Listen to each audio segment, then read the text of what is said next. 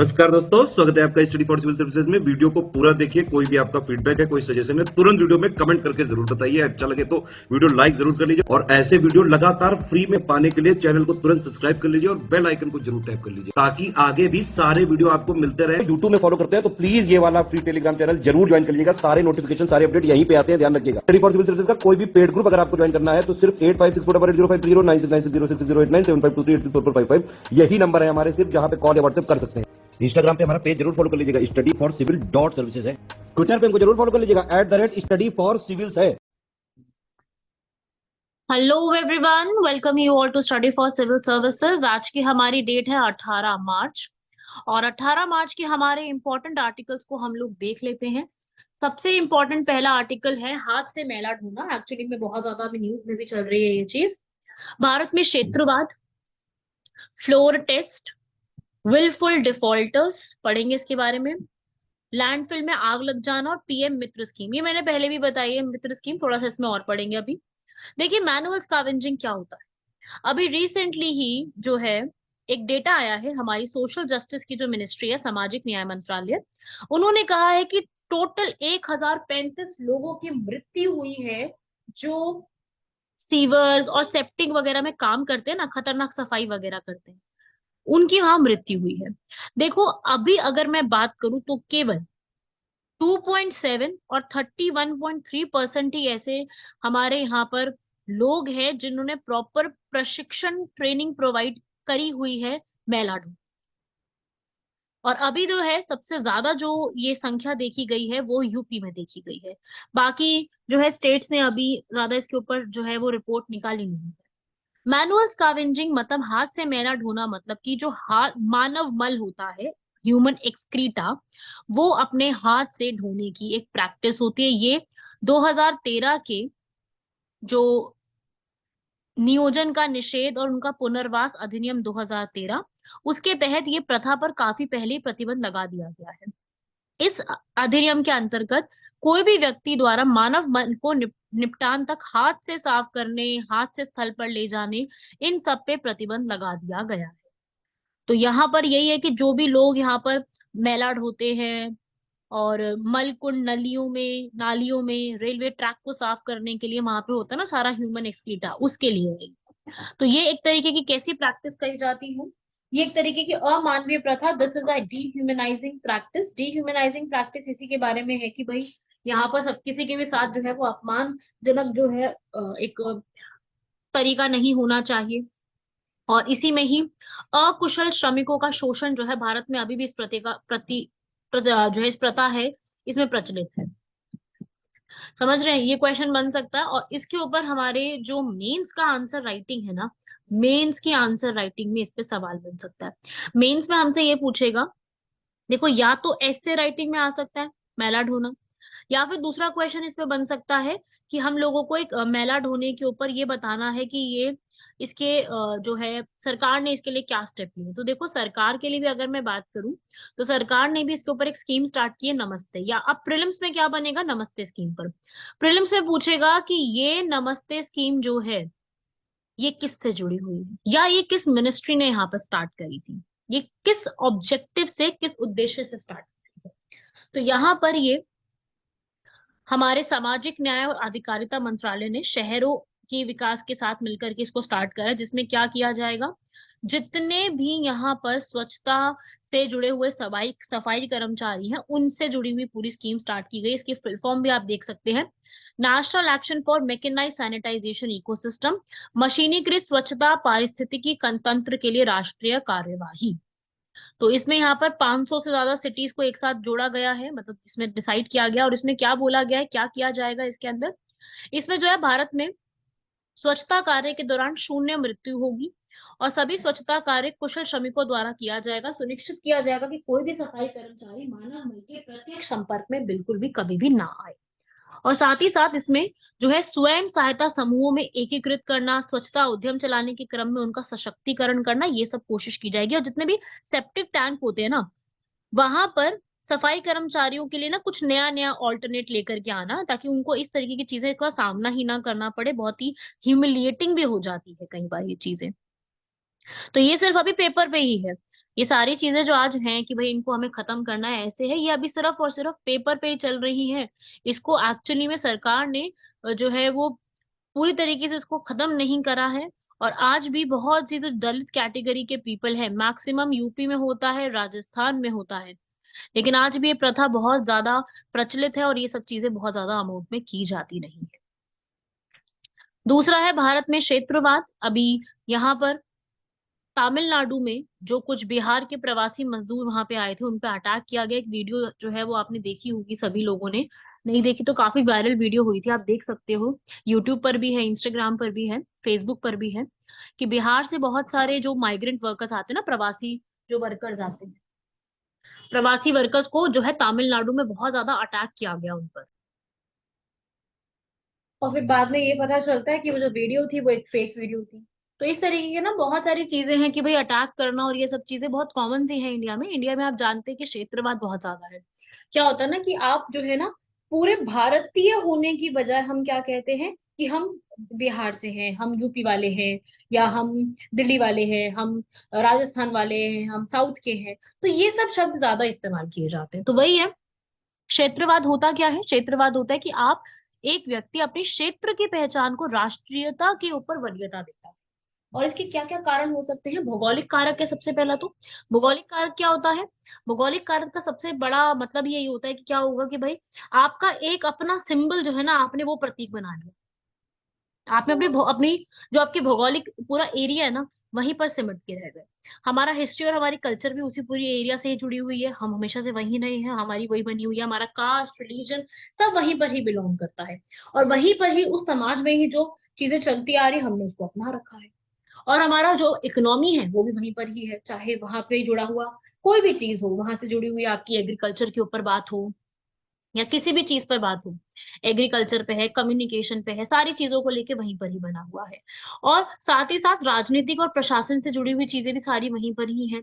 तो सब कुछ हमारा वहीं बना हुआ है। तो इससे क्या होता है ना कि हमारा जो क्षेत्रीय असंतुलन है ना, पहले तो वो संतुलित हो जाता है। प्लस जो जो वहाँ की क्षेत्र के राजनीतिक दल है उन पर नजर रखना आसान हो जाता है। प्लस सरकार को जो उस पूरे एरिया में जो वंचित क्षेत्र है उन पर ध्यान देने का मौका मिल जाता है। और समाज का पुनर्गठन, संस्कृति संक्रमण, ये सब चीजें हो जाती हैं। दूर दराज के क्षेत्रों में सरकार को परिवहन, संचार, इन सबको विकसित करना आसान हो जाता है। और उचित शिक्षा वो भी देना आसान हो जाती है। और पिछड़े राज्यों को विशेष पैकेज देना, ये सब चीजें भी थोड़ी आसान हो जाती है। तो यही है। जैसे आप यहाँ पे देखो, साउथ में अगर मैं बात करूँ, ये विदर्भा है, मराठवाड़ा है, देश है, कोंकण है, खंडेश है, ये पूरा महाराष्ट्र में पूरा क्षेत्रवाद है। कोंकण पूरा वो जो पूरा इधर का रीजन है, और नीचे गोवा का रीजन, वो पूरा कोंकण कहलाता है। यहाँ पे देशमुख लोग, और इधर मराठवाड़ा लोग, विदर्भा लोग, खंडेश लोग, ये सब पूरा ना महाराष्ट्र का जैसे एक एग्जाम्पल दिया आपको। इस तरीके से जो पूरा ये क्षेत्रवाद है, जिसे हम कहते हैं रीजनलिज्म, वो यहाँ पर आपको देखने को मिलेगा। नेक्स्ट आर्टिकल है हमारा फ्लो टेस्ट। अभी बहुत ध्यान से सुनिएगा, फ्लो टेस्ट होता क्या है। देखो, आप सभी लोग जानते हैं कि हमें जब भी सरकार बनती है, मैं पहले लोकसभा का एग्जांपल ले रही हूँ। लोकसभा में 543 543 सीट्स है। अगर किसी भी सरकार को अपना प्राइम मिनिस्टर बनना है, किसी भी सरकार को ये चाहिए कि वो प्राइम मिनिस्टर बना रहे, दूसरी चीज, वो अपनी पॉलिटिकल पार्टी में अपनी मतलब बनी रहे, वो उसकी रूलिंग पार्टी बनी रहे, तो उसको 50% प्लस वन सीट चाहिए होगी। अब 543 का 50% प्लस वन निकालिए, कितना हो जाएगा? 273। अब ये 273 सीट जो है ना, ये आपको पूरे 500 साल चाहिए। कभी भी इसका कम हो जाता है, कभी भी इसका 273 का 260 हो गया, तो 13 सीटों का जो गैप पड़ रहा है वो सरकार को पूरा करना होता है। और अगर नहीं होता है ऐसा, तो यहाँ पे क्या किया जाता है? तब हमारे जो भारत के राष्ट्रपति हैं, हमारे प्रेसिडेंट, वो क्या करते हैं? वो प्राइम मिनिस्टर और उनकी पार्टी जो है, उनको यहाँ पर टाइम देते हैं, आप अपनी मेजोरिटी प्रूव करिए फ्लोर टेस्ट के माध्यम से। आप ये बताइए कि क्या आपको जो नंबर ऑफ सीट्स चाहिए थी, आपके पास उतनी सीट है या नहीं है, उसे कहते हैं फ्लोर टेस्ट। सेम चीज स्टेट में भी होती है। अब कोई स्टेट है, स्टेट में भी तो आपको जो चीफ मिनिस्टर है वो भी तो ऐसे ही चुने जाते हैं ना जैसे प्राइम मिनिस्टर चुने जाते हैं। तो चीफ मिनिस्टर को जैसे मान लीजिए किसी एक राज्य में, जैसे दिल्ली की बात करते हैं, दिल्ली हमारी राजधानी है ना, दिल्ली में 70 सीट्स होती हैं, ठीक है, एमएलए की। ठीक है, इस 70 में से जो भी एमएलए यहाँ पर 36 से ज्यादा 50% प्लस 1 सीट ले आएगा, वो क्या करेगा, उस पार्टी का, उस जो वो जो पार्टी है, वो पार्टी का जो लीडर होगा वो दिल्ली का सीएम बनने के लिए एलिजिबल होगा। तो अब क्या हुआ, मान लीजिए किसी कारणवश या किसी वर्ष में किसी भी दौरान 36 की ये सीटें कम होकर के 30 रह गई, तो या तो दिल्ली के सीएम को अपनी गठबंधन सरकार बनानी होगी, किसी और सरकार से सपोर्ट लेना होगा। तो यहाँ पे इसको हम क्या कहते हैं, अगर नहीं हो पाता इस चीज का, अगर आपको यहाँ पर आपके पास जो मेजोरिटी चाहिए वो नहीं हो पाती है, उसी को हम क्या कहते हैं, फ्लोर टेस्ट। तो फ्लोर टेस्ट यही जानने के लिए किया जाता है कि कार्यपालिका को विधायिकी का विश्वास प्राप्त है या नहीं है, मतलब वो कॉन्फिडेंस है या नहीं है। अगर ये नहीं होता तो क्या पास करवा दिया जाता है, नो कॉन्फिडेंस मोशन, और ये नो कॉन्फिडेंस मोशन के तहत पूरी सरकार क्या हो जाती है, गिर जाती है।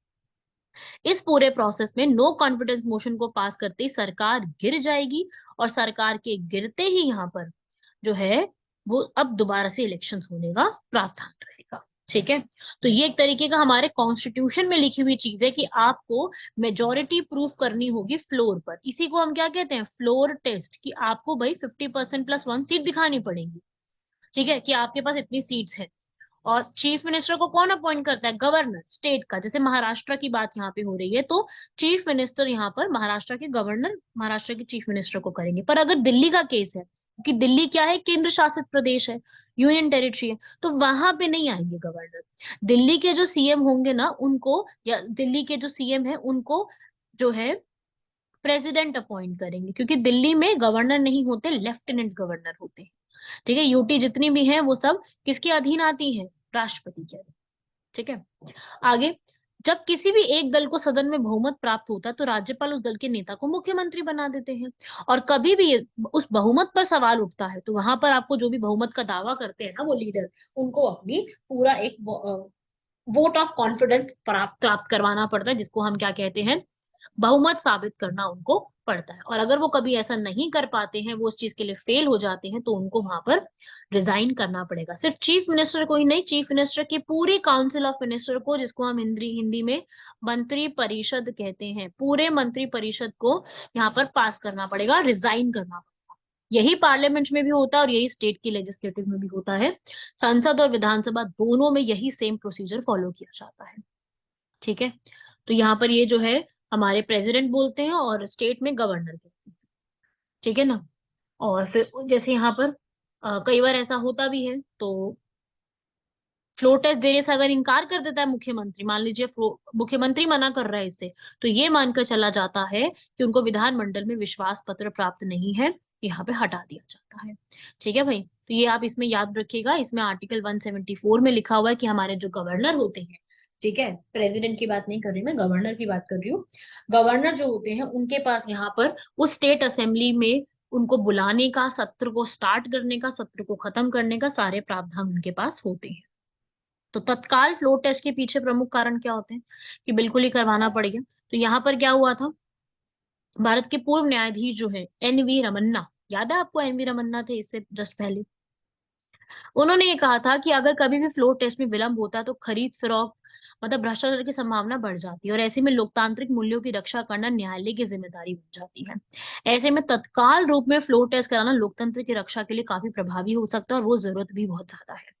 यहाँ पे कोर्ट के पास ये निर्देश जारी करने का अधिकार नहीं है कि यदि एक से अधिक सदस्य विधानसभा में उपस्थित नहीं रहते तो प्रशिक्षण नहीं किया जाएगा, ऐसा कुछ नहीं है। सबको वहां पे प्रोड्यूस होकर के अपने आप को प्रूफ करवाना ही पड़ता है। इससे जुड़ा हुआ एक केस भी मैं आपको बता देती हूँ, एसआर बोमाई केस है, बहुत फेमस केस है। एसआर बोमाई केस, ये यूपीएससी ने कई बार पूछा, यूपीएससी के फेवरेट केसेस में एसआर बोमाई हो गया, मेनका गांधी केस हो गया, और केशवन भारती तो आप सभी लोग जानते हैं कि सबसे ज्यादा फेवरेट केस है। तो ये कुछ 5-6 केसेस ऐसे हैं जो काफी ज्यादा फेवरेट है, उन पे कई बार पूछ लिया जाता है, क्योंकि उनमें ना बहुत बड़ी बड़ी बातें कही है, लैंडमार्क असल में कही जाती है। यहाँ पर ऐसा ही बोमाई केस में भी सुप्रीम कोर्ट ने क्या बोला था, कि अगर जो मुख्यमंत्री विश्वास मत प्रस्तुत करने के आदेश का पालन नहीं करते हैं, तो वहां के जो राज्यपाल होंगे उनके पास एक वैकल्पिक मंत्रालय स्थापित करने के उद्देश्य से उचित कदम उठाने के बाध्य होंगे। गवर्नर के पास अधिकार है कि वो एक अल्टरनेट मिनिस्ट्री भी बना सकते हैं अगर यहाँ पर कभी भी चीफ मिनिस्टर मत को प्रस्तुत करने में विफल रह जाते हैं तो। ठीक है भाई, याद रखिएगा, पूरा कॉन्सेप्ट बहुत इंपॉर्टेंट है, मैंने बहुत डिटेल में समझाया, इसको याद रखिए। नेक्स्ट आते हैं विलफुल डिफॉल्टर। अब विलफुल डिफॉल्टर क्या होते हैं भाई? डिफॉल्टर से समझ में आ गया थोड़ा बहुत सा कि ये आरबीआई से जुड़ा हुआ है। आरबीआई यहाँ पर क्या कह रही है कि जितने भी हमारे पिछले हम बात करें हमारे एनपीए की, नॉन परफॉर्मिंग असेट्स की, काफी ज्यादा विलफुल डिफॉल्टर्स में वृद्धि हुई है। पिछले 2 सालों में 38.50% जो है इसमें वृद्धि हुई है। और ये पता चल रहा है कि भाई जो लोन है, ऋण का मूल्यांकन और जोखिम प्रबंधन में विषमता का पता चलता है। और करीब करीब 15,000 से ज्यादा, करीब 16,000 के करीब विलफुल डिफॉल्टर्स हैं, जिनमें करीब इतना अमाउंट यहाँ पर पेंडिंग पड़ा हुआ है उनका, जो लोन डिफॉल्टर है, लोन पूरा नहीं कर पाए हैं। आरबीआई की एक रिपोर्ट आई है, रिपोर्ट का नाम है report on trends and bank progress of banking, banking के रुझान और प्रगति पर रिपोर्ट। उसके अनुसार यहाँ पर धीरे धीरे ये चीजें बढ़ती जा रही है। एनपीए वही होते हैं, विलफुल डिफॉल्टर का मतलब क्या होता है यहाँ पर? जो आपका जो पूरा एक दायित्व है ना आपका यहाँ पर पूरा करने का, जैसे आपको अभी जिम्मेदारी दी गई है कि आपने क्या करना है, लोन को वापस करना है, तो वो लोन आप वापस नहीं कर पा रहे उस समय में, उस टाइम पीरियड में आप वो लोन को वापस नहीं करवा पा रहे हो, तो उसी को कहते हैं हम विलफुल डिफॉल्टर। और कब ये होता है? जब वो एक एक व्यक्ति है, बहुत सारी जगह से उधार जो है वो ले रहा है, और अब वो विलफुल डिफॉल्टर हो गया ना, अगर घोषित कर दिया गया उसको, तो वहां पर वो एक से ज्यादा संस्थान से उधार नहीं ले सकता है। और साथ ही साथ 5 साल की अवधि के लिए कोई नया व्यवसाय शुरू करने के उद्देश्य से वित्त का उपयोग नहीं कर सकता है। और ऋणदाता उधारकर्ता के विरुद्ध आपराधिक कार्रवाई भी की जा सकती है। और साथ ही साथ उनको करीब करीब जो है, अगर 25 लाख से अधिक का ऋण बकाया है तो उसमें यहाँ पर जानबूझकर चूक करने वाले की सूची क्रेडिट कंपनियों में उनको प्रस्तुत करना अनिवार्य भी होगा। ठीक है, इनसे जुड़े हुए हमारे कुछ प्रावधान के कार्य कार्य भी हैं, जैसे कि आईपीसी है हमारा, भारतीय दंड संहिता, उसके एक धारा 415 और 403 के तहत यहाँ पर जो है वो इसी से पूरा डील करता है। 403 यहाँ पर ये कहता है कि गलत तरीके से आपने संपत्ति का दुरुपयोग करा है आपने, तो उसमें जो है उस पर्सन को क्या माना जाएगा? अपराधी माना जाएगा, जिसने आपको पूरा पैसा जो है वहां पर वापस लौटाने की कोशिश नहीं करी। ठीक है,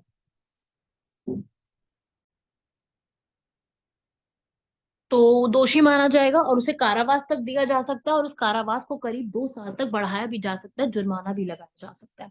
धोखाधड़ी के अपराध का भी यहाँ पर प्रावधान दिया है। ऐसे ही कंपनी अधिनियम 2013, जिसके तहत यहाँ पर धारा 447 और 448 लागू होती है, जिसमें क्या होता है, धोखाधड़ी का अगर आपने ऐसा कुछ किया है तो 6 महीने की कैद की सजा दी जाती है, जिसे बाद में 10 साल तक बढ़ाया भी जा सकता है। समझे सब लोग इस बात को? उसके अलावा यहाँ पर एक और एक्ट है, सरफेसी एक्ट। अभी याद रखना, ये जो नाम में जो बता रही, सरफेसी एक्ट किससे जुड़ा हुआ है? नमस्ते स्कीम किससे जुड़ी हुई है, बताया ना अभी, तो ये सब याद रखना है लोगों को। सरफेसी अधिनियम ये कहता है कि ऋणदाता को 30 दिनों के भीतर गिरवी रखी गई संपत्ति का कब्जा प्राप्त ना करने के उद्देश्य में 3 महीने का कारावास करने का यहाँ पर शामिल भी है। तो ये है विलफुल डिफॉल्टर्स। अभी लिस्ट आई है उसकी, इससे जुड़े हुए कुछ एक्ट वगैरह जो बताए हैं वो इम्पोर्टेंट है, और यहाँ पर आप रीड कर लीजिए। बाकी वही है जो मैंने समझाया है, यही लैंग्वेज, इसी पूरे लैंग्वेज को मैंने आपको अपनी लैंग्वेज में क्लियर किया है। बात वही है सारी जो मैंने आपको अभी तक समझाई है। क्लियर हो गया सब लोगों को यहाँ तक? ये सब फैक्ट्स आप लोगों से पूछे जाते हैं। नेक्स्ट है हमारा लास्ट 5th टॉपिक है लैंडफिल में आग लग जाना और वेस्ट मैनेजमेंट। क्या होता है, कई बार लैंडफिल्स जो होते हैं उसमें बहुत जबरदस्त आग लग जाती है, और उनके लिए हम क्या कर सकते हैं? अभी जैसे कोची का लैंडफिल है, ब्रह्मपुरम नगर है, वहां पर एक आग लग गई। ठीक है, तो यहाँ पर वही है कि जैसे अभी समर आ रहा है तो गर्मी भी बहुत ज्यादा बढ़ती जा रही है, ये सब चीजें होना बहुत कॉमन है। और वहां पे जितने भी लोग हैं उन सबको यही एडवाइस किया गया कि आप N95 मास्क का इस्तेमाल करिए हमेशा ही, और इस तरीके की सी चीजों से अपने आप को बचाइए। N95 मास्क का इस्तेमाल करेंगे तो उससे क्या होता है, थोड़ा सा इस चीजों से आप बच सकते हो, और ऐसी जहरीली हवा आप में नहीं जाएगी। तो लैंडफिल्स होते क्या है? लैंडफिल्स वो होते हैं कि जो हमारा पूरा एक ऐसा एरिया होता है जहां पर हमारा पूरा वेस्ट इकट्ठा होता है। ह्यूमन हेल्थ एनवायरनमेंट का जितना भी वेस्ट होता है वो सब कुछ वेस्ट डिस्पोज किया जाता है वहां पर। और वहां पे पूरा ऐसा रखा गया कि पूरा टॉक्सिक वगैरह सब कुछ एक साथ इकट्ठा किया जाए, पर वहां पर लीक फिर भी हो जाती है, चीजें लीक होती हैं, फिर वो एनवायरनमेंट में फैलती हैं, उससे फिर जो है एनवायरनमेंट खराब होने लगता है। तो ये सब जो है आज भी ये जो पूरे एरिया है पर्यावरण और मानव स्वास्थ्य के लिए काफी ज्यादा जो है ये हमारे लिए खतरनाक है। इससे जो सड़ता रहता है पूरा जो अपशिष्ट पदार्थ होते हैं उसमें से एक गैस निकलती है मीथेन। और वो मीथेन गैस इतनी ज्यादा शक्तिशाली ग्रीन हाउस गैस होती है जिसका वैश्विक जलवायु परिवर्तन में काफी योगदान रहता है। तो लैंडफिल्स एक इम्पॉर्टेंट है, जीएस पेपर 3 के लिए आपका काम आ सकता है यहाँ पर।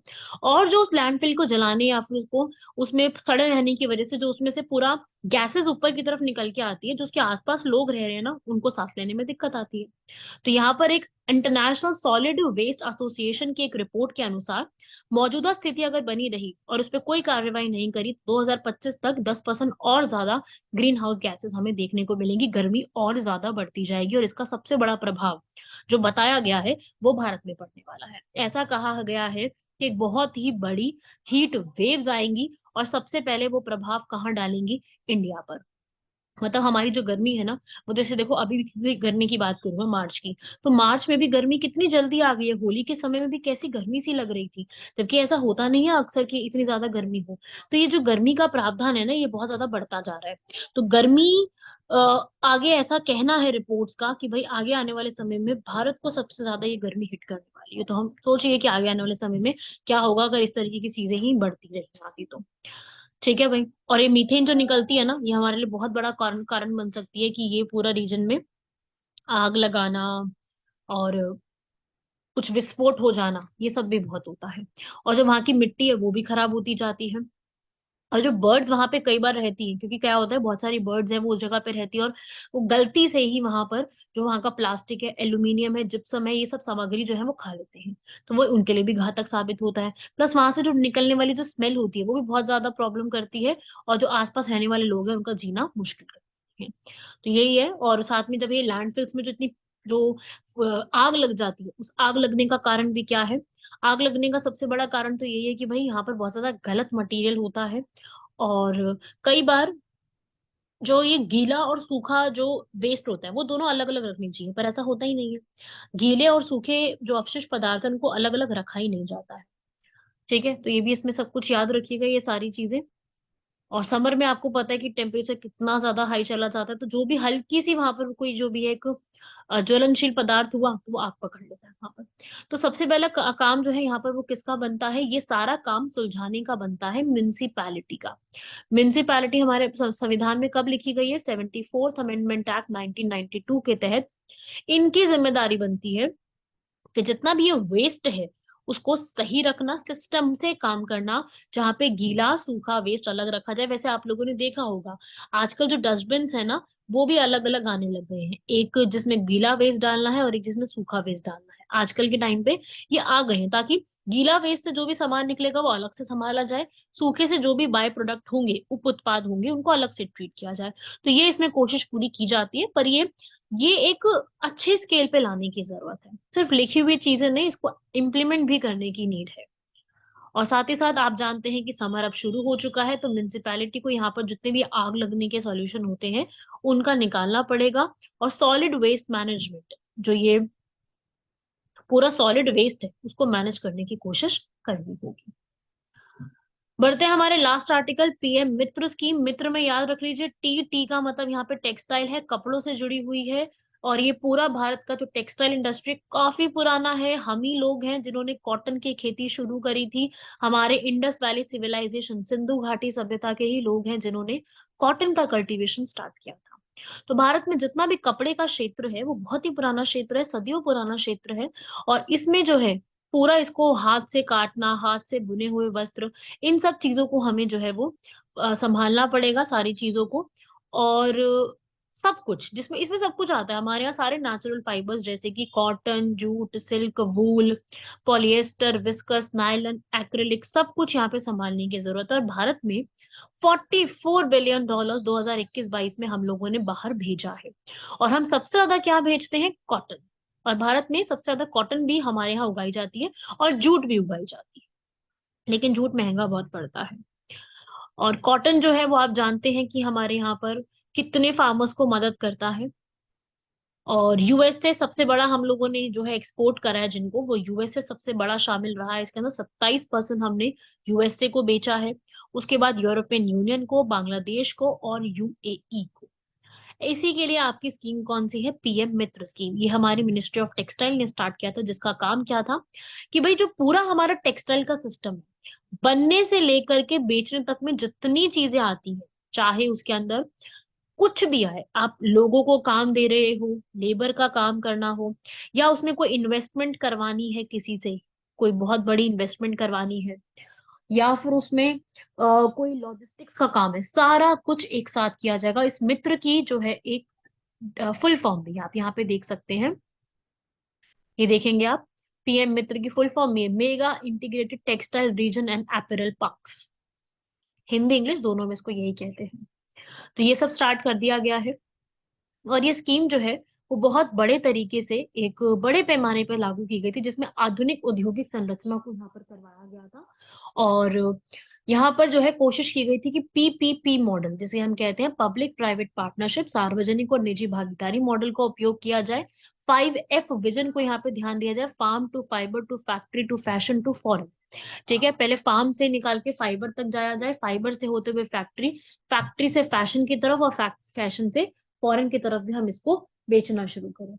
तो ये सारी चीजें इसमें हमें करने की जरूरत है, और यहाँ पर ही हम लोग यूएन का एसडीजी गोल नंबर 9 भी अचीव कर सकते हैं। ठीक है, तो वही है, अब सरकार यहाँ पे पूरा बनाएगी, और धीरे धीरे करके इसको स्टार्ट कर दिया गया है। ये आप देख सकते हो, इस तरीके से इसका स्टार्ट किया गया था। 7 पीएम पार्क बनाए जाएंगे इस तरीके के, जिनका पूरा लागत जो है वो 4 साढ़े 4 हजार करोड़ के रुपए में कहीं रहेगी। वर्ल्ड क्लास यहाँ पे बनाई जाएगी।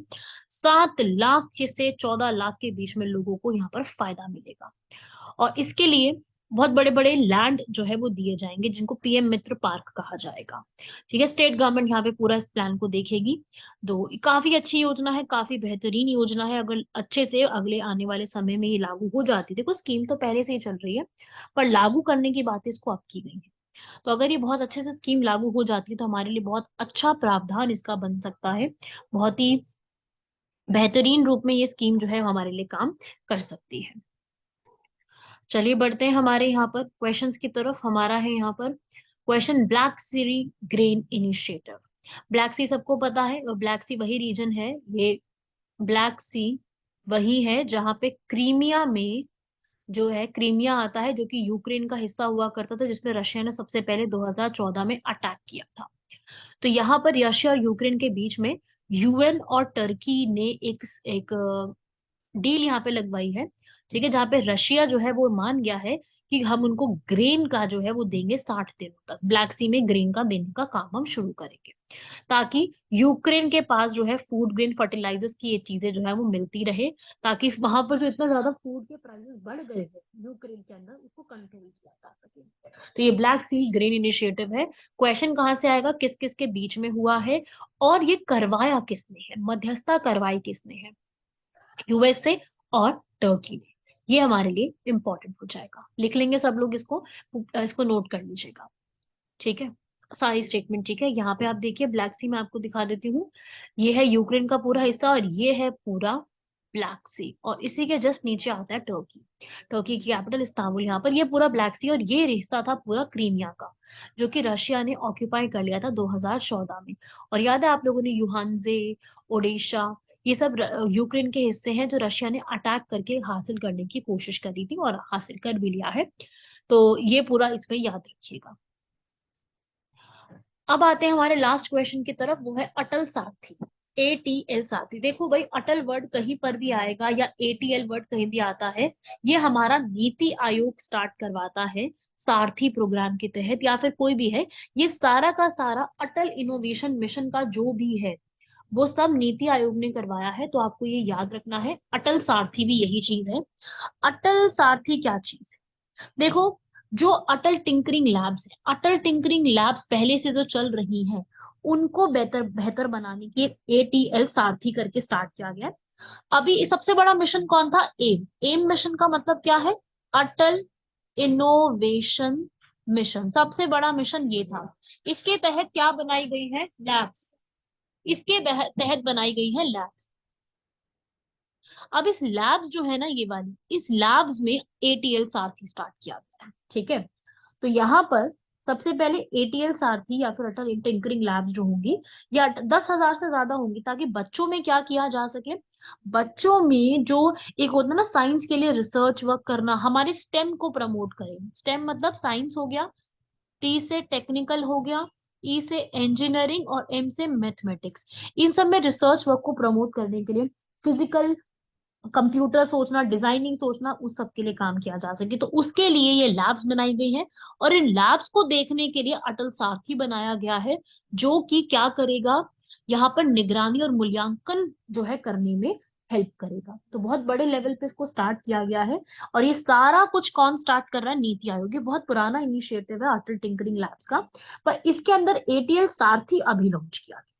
एटीएल सारथी जस्ट अभी स्टार्ट किया गया। 10,000 से ज्यादा ऐसी लैब्स बन चुकी हैं।